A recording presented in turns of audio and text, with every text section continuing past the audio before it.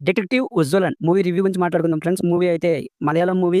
ఇప్పుడు తెలుగులో ఓటీటీలో అవైలబుల్‌గా ఉంది. నెట్‌ఫ్లిక్స్‌లో స్ట్రీమ్ అవుతుంది. ఇక ఓవరాల్‌గా మూవీ చూసినాక నాకేమనిపించింది అనేది ఈ రివ్యూలో తెలుసుకుందాం. బేసిక్ స్టోరీ లైన్ విషయానికొస్తే అదొక పల్లెటూరు. ఆ పల్లెటూరులో ఎటువంటి క్రైము జరగదు.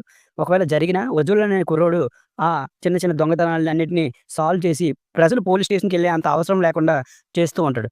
మరి అలాంటి ఊర్లో వరుసపెట్టి మర్డర్‌లు జరిగితే ఆ క్రైమ్ చేస్తుంది ఎవరు? పోలీసులు ఆ సమస్యని ఛేదించారా? 'ఉజ్వలన్' ఎంతో ఛాలెంజింగ్‌గా తీసుకున్న కేసెస్‌ని ఏ విధంగా సాల్వ్ చేశాడు?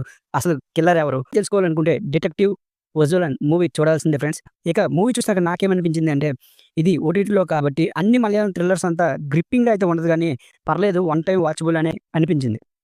పాజిటివ్స్ విషయానికొస్తే ఫస్ట్ హాఫ్ బావుంది. ఇంటర్వెల్ బ్లాక్ కూడా బావుంది. సినిమాటోగ్రఫీ బావున్నాయి. నేచురల్ ఆ విలేజ్ సెటప్ బావుంది.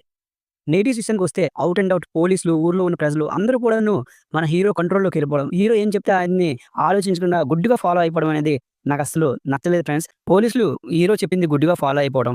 ఆల్ ఆఫ్ సడెన్‌గా ఒక విలన్‌ని తీసుకొచ్చి ఇతనే విలన్ అని చూపించడం. ఏదో ముగించాలని ముగించేసారు అంతే. ఈ మూవీకి నేనిచ్చే 2 ఔట్ ఆఫ్ 5 ఫ్రెండ్స్. ఇది గొప్పగా ఉండే మలయాళం థ్రిల్లర్ కాదు. కానీ వీకెండ్‌లో ఒక్కొక్కసారి ట్రై చేయొచ్చు. ఎటువంటి బోల్డ్ కంటెంట్ లేదు. పర్లేదు ఫ్యామిలీతో చూడొచ్చు.